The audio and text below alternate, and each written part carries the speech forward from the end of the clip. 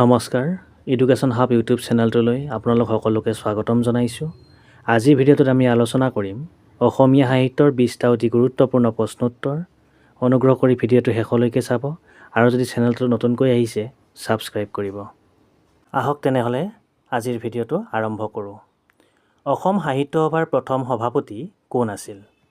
অসম সাহিত্য সভাৰ প্ৰথম সভাপতি আছিলে পদ্মনাথ গোহাঁই বৰুৱা আৰু অসম সাহিত্য সভাৰ প্ৰথম অধিৱেশন অনুষ্ঠিত হৈছিলে 1917 চনত শিৱসাগৰত। অসম সাহিত্য সভাৰ মুখ্য কাৰ্যালয় যোৰহাটত অৱস্থিত আৰু অসম সাহিত্য সভাৰ যিটো আদৰণি গীত এইটো মিত্ৰদেৱ মহন্তই ৰচনা কৰিছিল আৰু সাহিত্য সভাৰ লগো বা প্ৰতীকটো যুগল দাসে আঁকিছিল।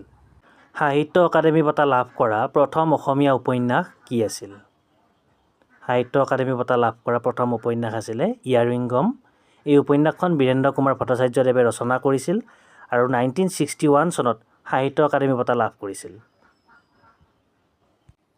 সংগীত নাটক অকাডেমি বঁটা বিজয়ী প্ৰথমগৰাকী অসমীয়া মহিলা কোন আছিল? উত্তৰ প্ৰতিমা পাণ্ডে বৰুৱা। প্ৰতিমা পাণ্ডে বৰুৱাই গোৱালপৰীয়া লোকগীতক জনপ্ৰিয় কৰাৰ বাবে তেওঁৰ যি অৱদান, সেই অৱদানৰ বাবে 1989 চনত তেওঁক এই বঁটা প্ৰদান কৰা হৈছিল। তেওঁ 1991 চনত পদ্মশ্ৰী সন্মান লাভ কৰিছিল। জ্ঞানপীঠ বঁটা বিজয়ী প্ৰথমখন অসমীয়া গ্ৰন্থ কি আছিল? মৃত্যুঞ্জয়। এই গ্ৰন্থখন বীৰেন্দ্ৰ কুমাৰ ভট্টাচাৰ্যদেৱে ৰচনা কৰিছিল আৰু 1979 চনত জ্ঞানপীঠ বঁটা লাভ কৰিছিল। সাহিত্য অকাডেমি বঁটা লাভ কৰা প্ৰথমখন অসমীয়া কবিতা পুথি কি আছিল? বনফুল। বনফুল কবিতা পুথিখন যতীন্দ্ৰনাথ দুৱৰাই 1952 চনত ৰচনা কৰিছিল আৰু এই পুথিখনে 1955 চনত সাহিত্য অকাডেমি বঁটা লাভ কৰিছিল। অসীমত যাৰ হেৰাল সীমা কোনে ৰচনা কৰিছিল? কাঞ্চন বৰুৱাই। কাঞ্চন বৰুৱাক ভুৱন মোহন বৰুৱা নামেৰেও জনা যায়। ৱৰ্ডছৱৰ্থ অফ আছাম বুলি কাক জনা যায়? ৰঘুনাথ চৌধুৰীক। তেওঁক বিহগী কবি নামেৰেও জনা যায়। প্ৰথম অসমীয়া আধুনিক অনুবাদিত নাটখনৰ নাম কি?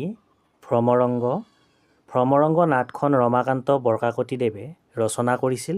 এই নাটখন শ্বেক্সপিয়েৰৰ কমেডি অফ এৰৰ্ছৰ অসমীয়া অনুবাদ। প্ৰথম অসমীয়া অনাতাঁৰ নাটখনৰ নাম কি? বীণ বৈৰাগী। এই নাটখন 1935 চনত অল ইণ্ডিয়া ৰেডিঅ' কলকাতাৰ পৰা সম্প্ৰচাৰিত হৈছিল।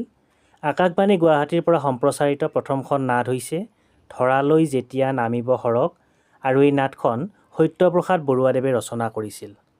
ছপা কৰি উলিওৱা প্ৰথম অসমীয়া বুৰঞ্জী পুথিখনৰ নাম কি? অসম বুৰঞ্জী পুথি। এই পুথিখন ৰচনা কৰিছিল কাশীনাথ তামুলী ফুকনে। সীমা দত্ত কোনজন কবিৰ ছদ্মনাম? নৱকান্ত বৰুৱাৰ। জ্ঞানমালিনীৰ কবি কোন? মফিজুদ্দিন আহমেদ হাজৰিকা। ডক্টৰ ৰুবুল মাউতৰ আত্মজীৱনীখনৰ নাম কি? মোৰো এটা সপোন আছে। কেতিয়াৰ পৰা অসমত মুনীন বৰকটকী বঁটাৰ আৰম্ভণি কৰা হৈছিল? 1995 চনৰ পৰা। অৰ্থাৎ 1995 চনৰ পৰা মুনীন বৰকটকী ফাউণ্ডেশ্যনে 40 বছৰৰ তলৰ ডেকা আৰু প্ৰতিভাৱান লেখকসকলক এই বঁটা প্ৰদান কৰি আহিছে।